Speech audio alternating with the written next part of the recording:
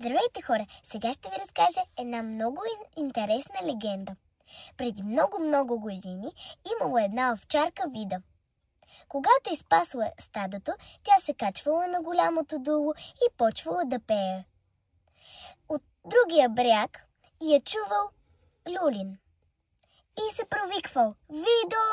А тя отговаряла: "Що?" И всички счували: "Витошо!" Люлин също бил овчар. Те много се обичали, но не можели да се виждат. Майката на Вида не харесвала Люлин.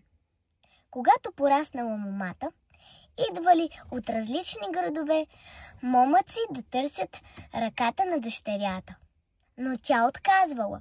Един ден майката на Вида казала: "Ако не се ожениш, ще те изгоня от вкъщи."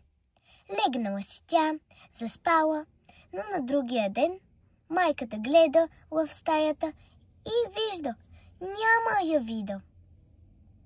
Тогава тя чула как Вида пее на голямото дуло. А как Люлин се провиква: "Видо!" А тя отговаря: "Що?" Тогава през сълзи прокълнала Вида да падне на нея, да се вкамени и Люлин същото да се случи с него, да не ме е срам от тях. Тогава от светлото небе станало цялото черно. Ударила светкавица Вида и Люлин и те се вкаменили.